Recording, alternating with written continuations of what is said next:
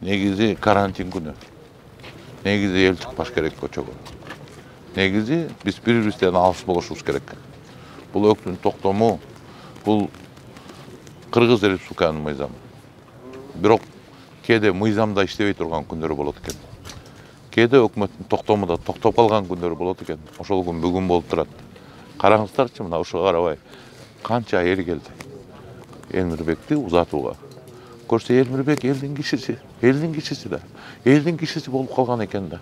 Кече күндөн бүгүнкү күнгө карай 2 күнү бүткүл кыргыз эли Элмирбекке 4 сабарына жазып атат.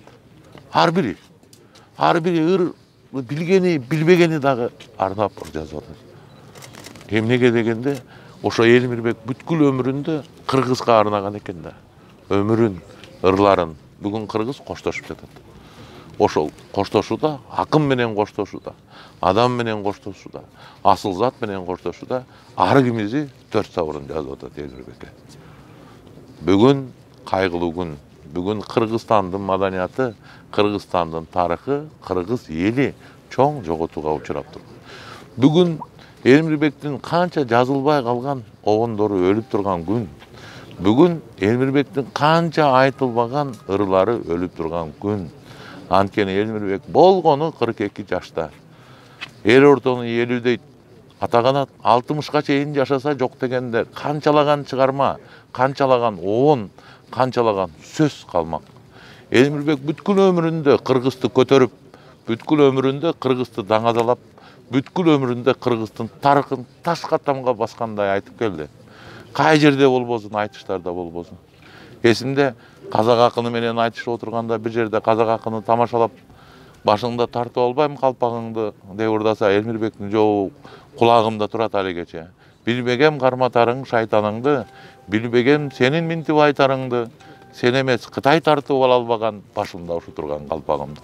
Элмирбектин ар бир сөзү, ар бир ыры кыргыздын духун көтөрчү, кыргыздын рухун көтөрчү.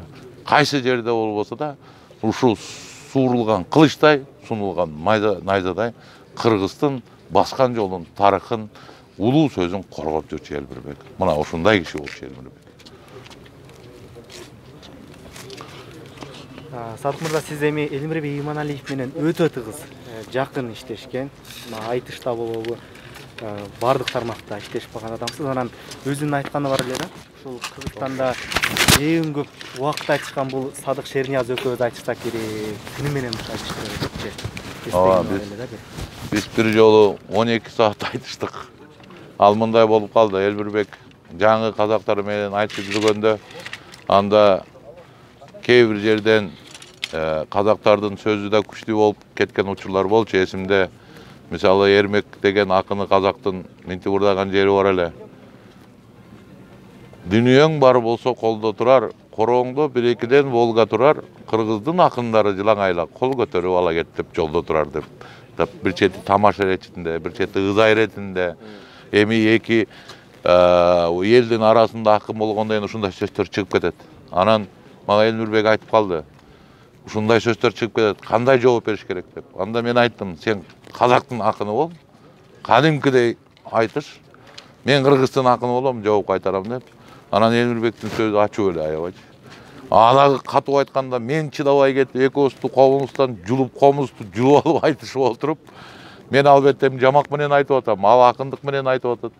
Саат 2-де Амантай Кутман эле уйкуга кетти. Ошондо кыштын күнүндө саат 8-де баштап айтышкан, эртең менен 9-да бүтүрүпбүз экөөбүз. Жумушка келген балдар анан эшикти ачып, дагы эле отурасыңарбы деп.